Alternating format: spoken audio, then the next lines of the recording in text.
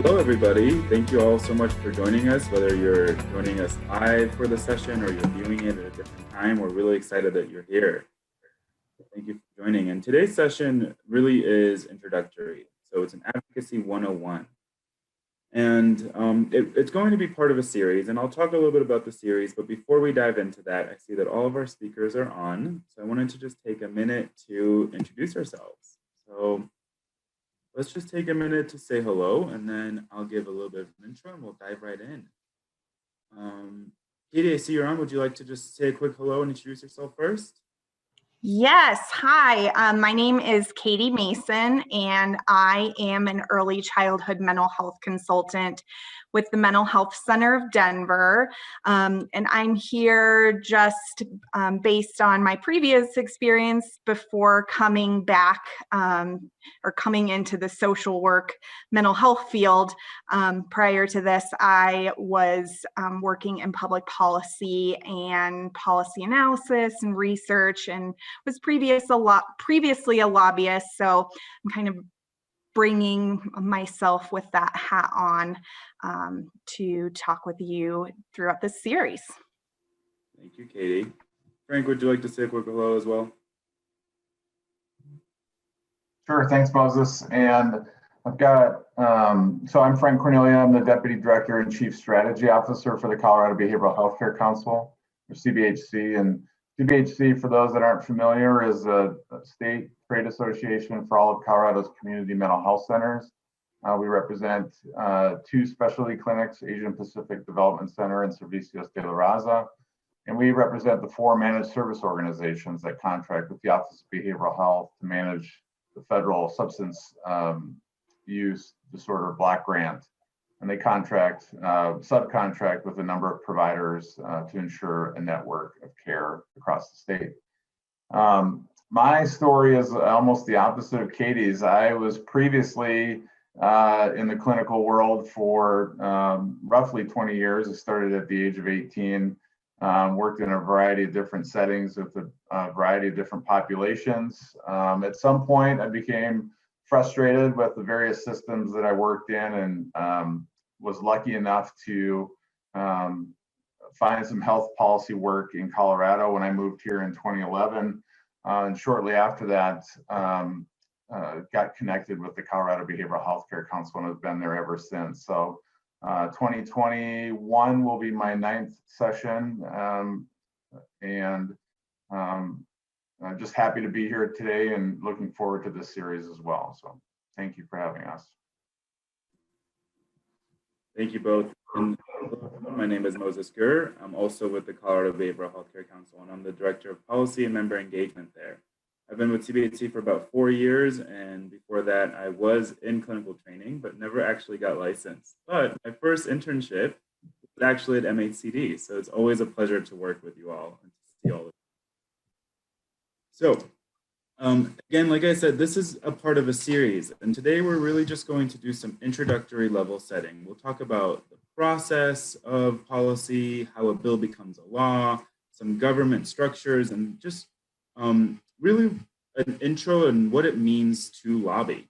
And as we move through the series, the monthly videos and sessions that we'll have, you'll see that we'll move into really how you can engage, where your voice can be heard, and eventually go into some really practical tips on what you can do and how you can expect to engage with policymakers and how you can prepare for some of those engagements, what to do before a testimony or before a meeting with a legislator, all of those fun things. And after we got all of that done, we'll go into some community organizing as well. So we really hope that you join us for the entire series. We think it's going to be a really good flow to get all the information across and to really give you some of that empowerment on how to engage and how to have your voice heard and just how it all works. Diving into today, we have a very full agenda for the day. We'll give an overview of what advocacy is, talk about levels of government, how you can access the process, where people have access, and unfortunately where people are excluded from the process. We'll also talk about the branches of government, how a bill becomes a law, and again, dive into introductions to lobbying. So with that, I'll go ahead and pass it on to our speakers for the day. Katie, take it away.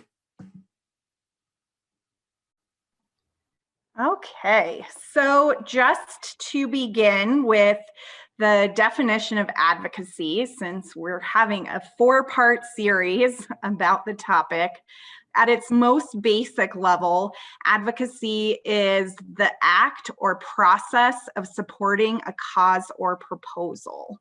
So advocacy can really take a variety of it can look a variety of ways, and it can happen in a variety of places.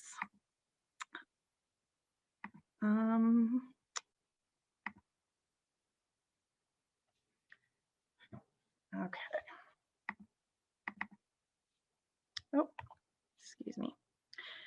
So here are 3 kind of overarching definitions of what advocacy can look like.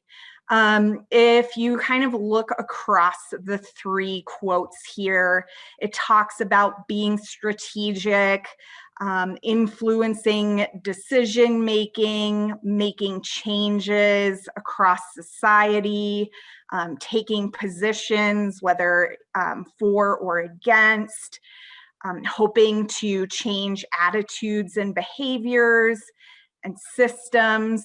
So it really can look a variety of ways and can focus on a variety of topics and have a lot of different purposes. There are also many types of advocacy. So you have sort of your general public interest advocacy, where you're picking a particular topic and educating people about it. There's policy advocacy, where you might be lobbying about something or campaigning to change a policy. There are social justice advocacy, people-centered advocacy, participatory, and feminist. So a wide variety of types available to anyone. When we think about advocacy, a variety of people can participate in it, and you might be considering certain people to target your advocacy towards. So people who might decide things that you would advocate for or against. So people like legislators, heads of state, policymakers, administrators, things that can be decided that you might advocate for or against, laws, policies, regulations, budgets, ordinances, things such as that. And then in terms of how decisions are made, really citizens having access to information and understanding the decision-making process is important, because then they can help to influence how those decisions are made, and citizens can participate and advocate on things that they really believe in and are concerned about.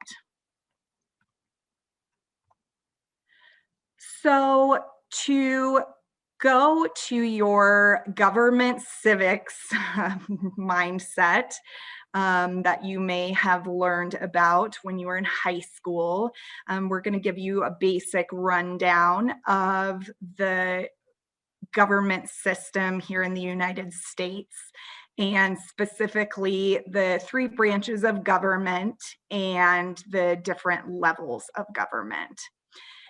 Our Constitution divides our government into 3 branches: the executive, legislative, and judicial branches. And it was set in place that way, if you'll recall, to make sure that no politician, no branch has too much power, and that checks and balances were put in place to balance out the power between the different branches, so that, again, no branch held the majority of the power. So at its most basic level, the executive branch carries out and enforces the laws. Our legislative branch makes the laws, and the judicial branch interprets the meanings of laws, applies laws to individual cases, and decides if laws violate the Constitution.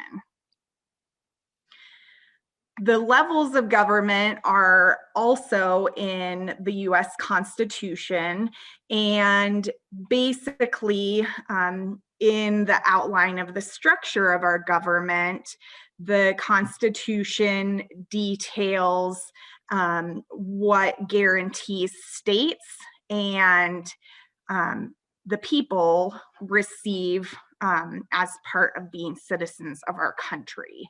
So states and people have certain rights as ascribed by the Constitution.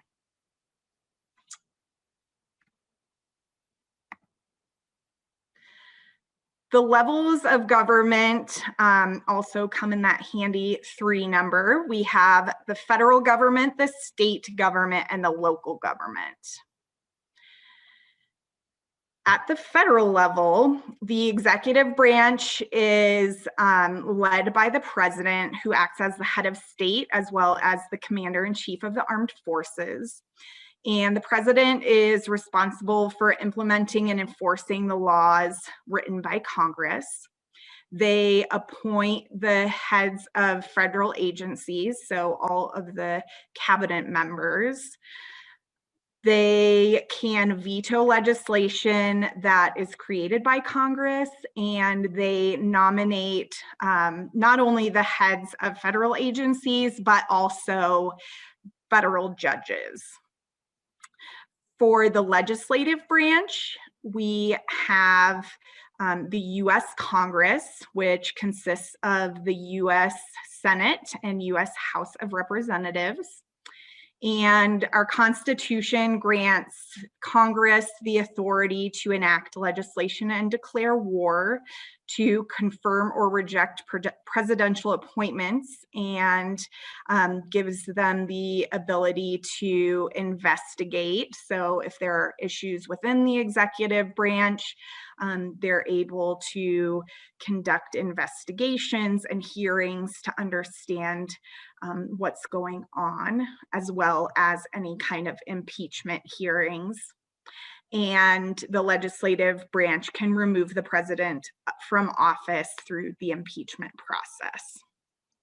And then finally, at the federal level, our judicial branch is led by the US Supreme Court, and members of the judicial branch are appointed by the president and confirmed by the Senate.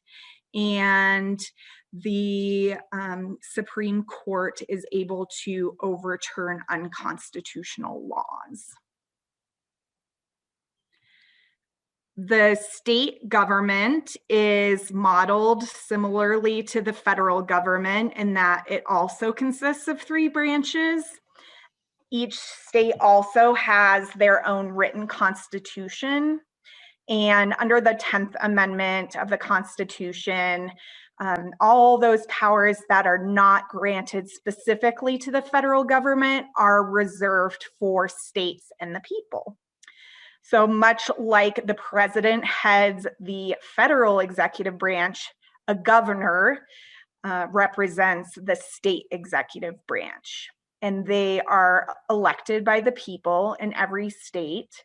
And in most states, other leaders within the executive branch are elected. So in our state, the Attorney General and the Secretary of State are voted upon by citizens of the state of Colorado. In other states, they are able to vote for the Lieutenant Governor, which is not what happens here in Colorado, but is something that happens in other states. And also similar to the executive branch at the federal level, at the state level, there are also departments, and the governor selects the heads of those departments and has a cabinet of their own to execute all of the things that happen within that executive branch. The legislative branch is made up of elected representatives, similar to the federal government. They consider matters that are brought forth by the governor or introduced by members of the legislative branch to create legislation.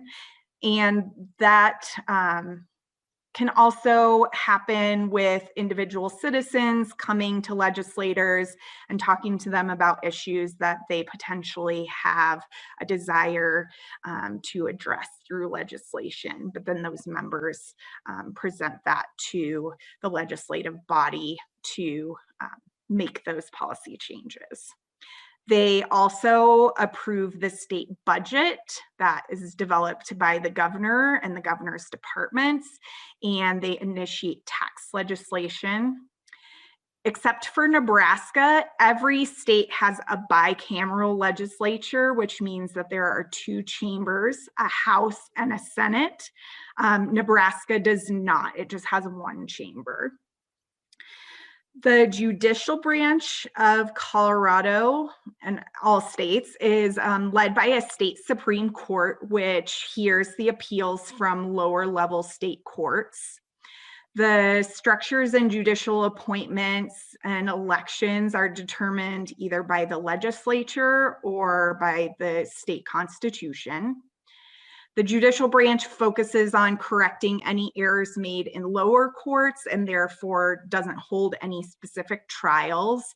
And matters that are seen before the state Supreme Court and appeals court can be appealed to higher courts, and specifically the US Supreme Court. So anything that happens in our local courts, if there are objections and appeals, they move up to the state level, and those things are held at a higher level. And then finally, we have our local governments. Local governments often include two tiers. So it can be sort of a county, a borough, parish, or municipalities or cities and towns.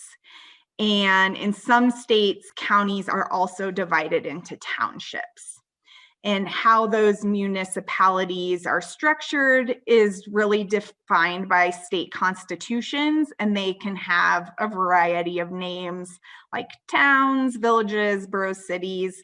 And then local governments can also have special districts that are pieces of the local government, but are not specific to a county or to a city. So you might have a school district or a fire protection district that really looks at maybe overlaps counties, includes multiple counties, or you might have a school district that has a couple of towns, or even smaller than those boundaries. The executive branch of a local government is usually headed by a mayor, and they're responsible for enforcing laws and regulations. They could also be run by a county executive, a township supervisor, or a manager. The legislative branch is usually a city council, or at a county level, it could be like a board of county commissioners, a board of supervisors, or a board of trustees. And they're responsible for creating new laws and ordinances at the local level and regulations that are specific to the locality. And then the judicial branch are made up of your circuit courts, district and probate courts, juvenile courts, anything that's really at either the county level of courts or at municipal level of courts, and they decide on the court cases. So if you think about Denver in this case, it's a little bit unique in that it's a consolidated city county.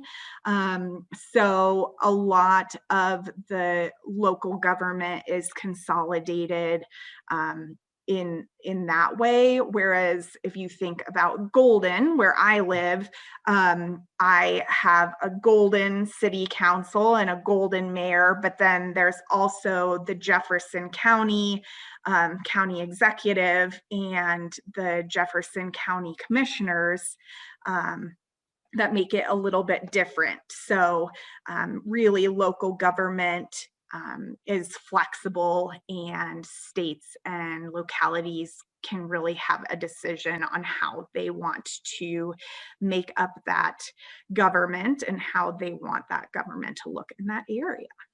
So we will now share with you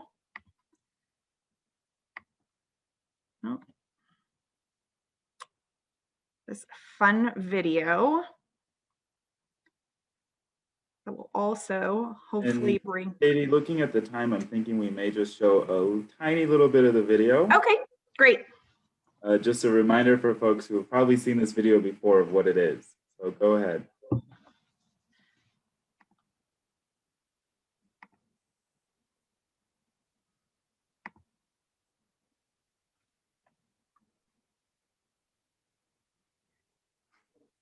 If it will cooperate.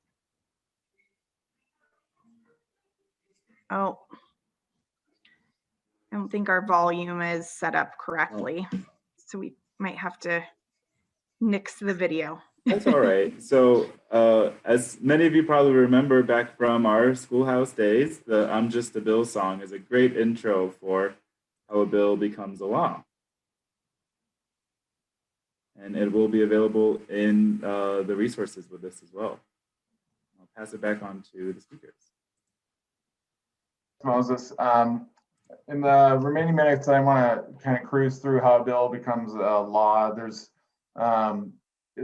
Katie has some great resources, I think, on the slide deck, and hopefully we can get those materials out, and including a link to the Schoolhouse Rocks video, which takes me way back to my PBS days in rural Minnesota. So, you know, just briefly on, and the process is very similar at Colorado. I know, you know, Katie described some of the other configurations of other states. Colorado is very similar to the how the process works at the federal level. Any of the, you know, representatives, a state legislature, the people, the executive branch can formulate an idea or concept that can be drafted into a bill. It's up to the senator or the congressperson to actually introduce the bill. Bills that relate to financing or appropriations are usually introduced in the House. You know, they need to go through a process in each chamber. Once they pass that chamber, they go back to the other chamber. What happens most frequently currently is that bills are introduced concurrently in each chamber. They're worked on in each chamber. They go through the process, and you'll see, you know, once you see these materials, there are a number of different steps on how to advocate or lobby at each part of the process. But once they pass each chamber, they go to a conference committee to work out the details, to iron out any differences, to agree on one bill that would head to the president's desk. And from there, the president obviously can sign a bill, he can veto the bill, he can not sign the bill, which then the bill would become law within 10 days at the federal level. I think there is a bit longer that the Colorado governor has to sign a bill.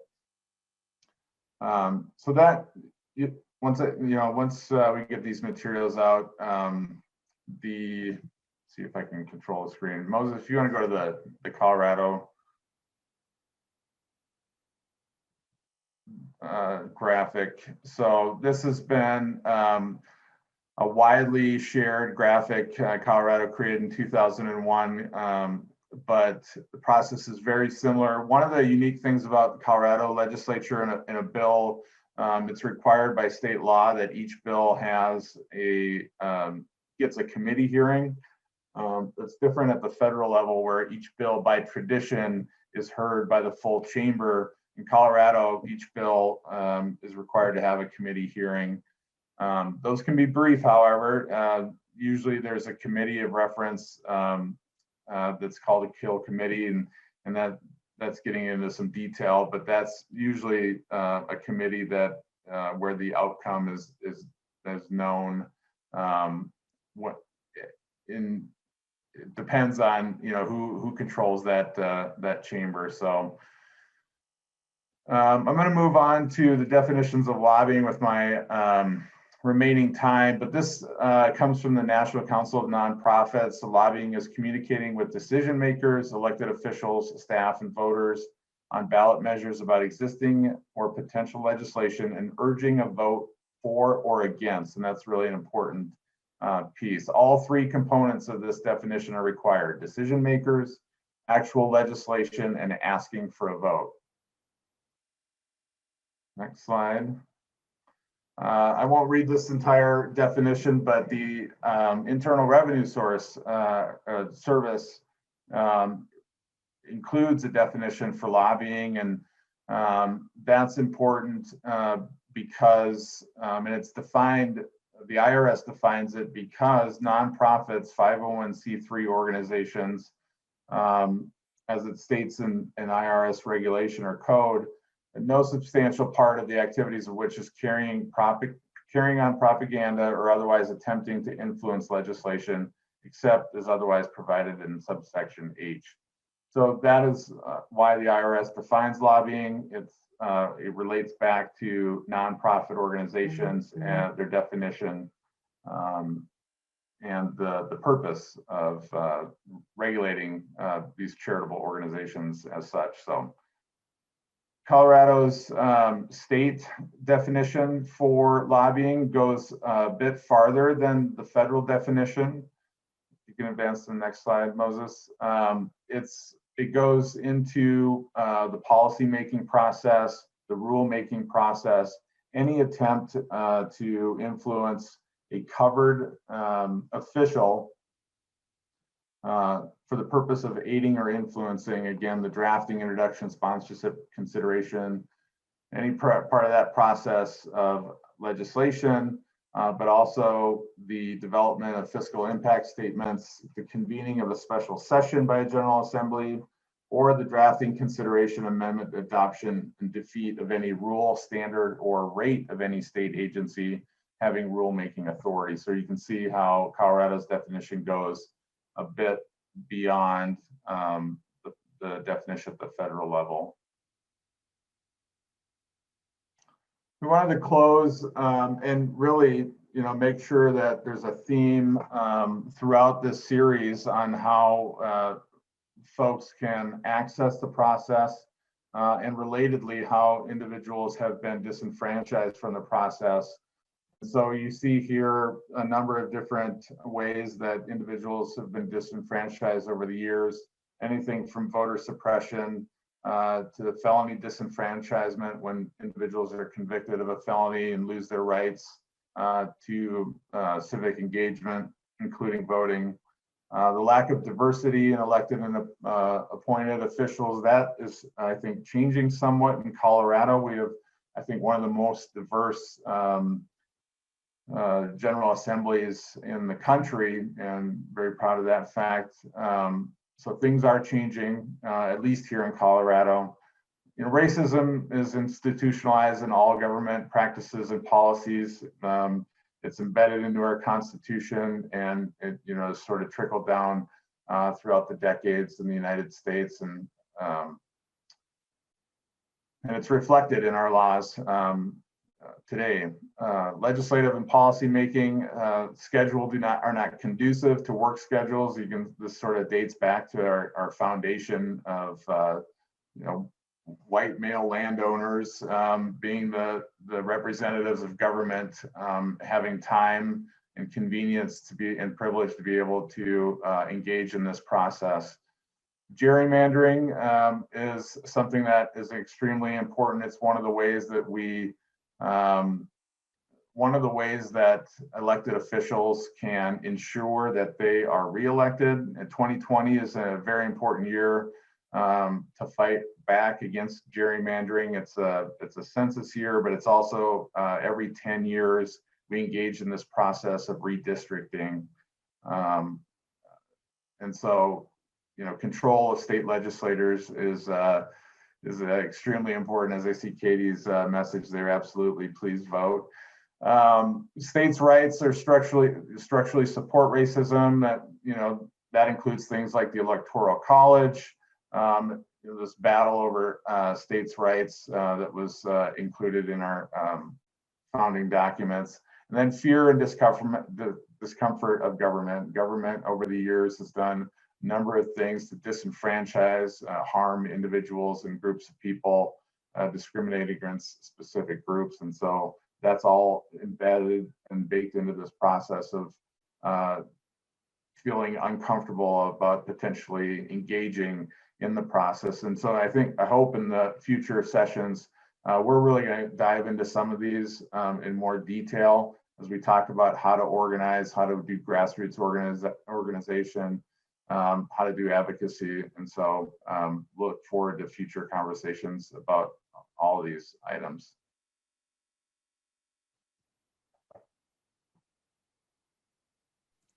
Thank you both so much, and thank you all for joining us again. And just like Frank and Katie said, we're excited for the next few sessions where we'll really start talking about how do we go around some of these barriers and how do we having our voices heard, where are our opportunities, and how do you prepare to really engage in the process.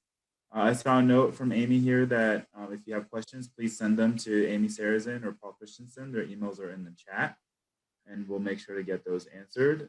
And we look forward to seeing you all at the next session. And just a reminder to everyone, the deadline to register to vote is October 27th.